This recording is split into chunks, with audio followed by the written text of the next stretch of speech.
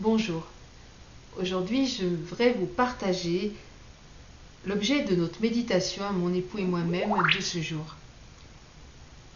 Nous lisions dans Jérémie 42, si vous décidez vraiment d'aller en Égypte et si vous partez pour vous réfugier là-bas, alors la guerre qui vous fait peur vous poursuivra jusque-là. La faim qui vous inquiète maintenant vous atteindra en Égypte. Et c'est là-bas que vous mourrez. Tous ceux qui ont décidé d'aller se réfugier en Égypte mourront par la guerre, la famine et la peste.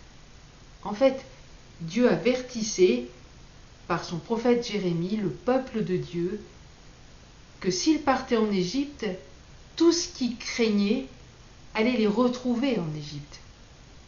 Parce qu'en fait, ils quittaient le lieu de la promesse, le Canaan, pour fuir en Égypte à cause de la peur de la maladie, la peur du manque, la peur de tout un tas de choses, mais tout ce qu'ils craignaient allait les rattraper là-bas. Et il y a plusieurs années en arrière, le Seigneur avait placé sur mon cœur, pour le peuple de Dieu et pour moi-même également, ne fuis pas en Égypte. Et il m'avait montré que beaucoup de ses enfants quittaient leur Canaan, le lieu de la promesse, pour s'enfuir en Égypte. Parce que les temps deviennent difficiles et qu'il y a une famine, famine spirituelle, famine sentimentale, famine financière, enfin famine de toutes sortes.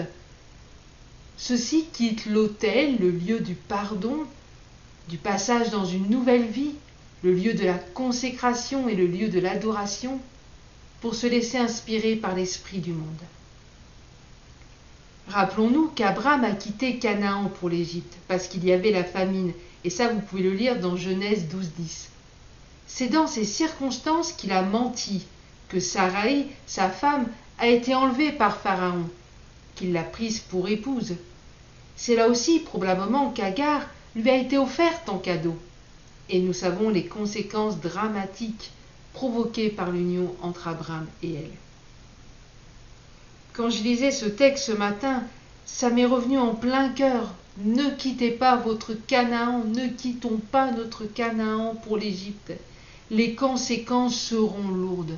Là où tu te trouves en ce moment dans ton Canaan, les promesses de Dieu pour toi ont-elles changé? Non.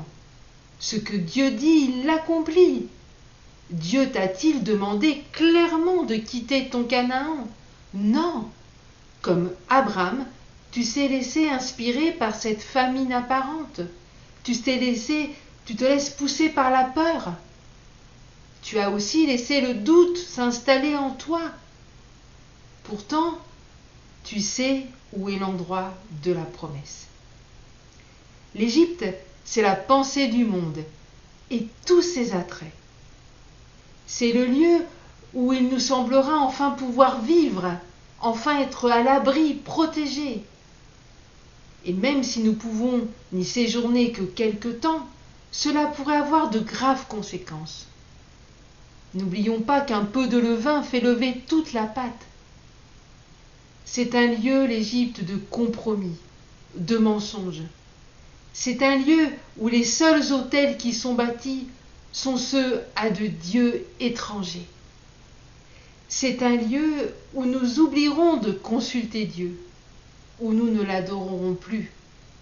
Un lieu où il ne sera plus celui qui règne sur nos vies. Alors, où nous trouvons-nous aujourd'hui? Où te trouves-tu? C'est le temps de répondre en toute honnêteté à cette question et sans te voiler la face.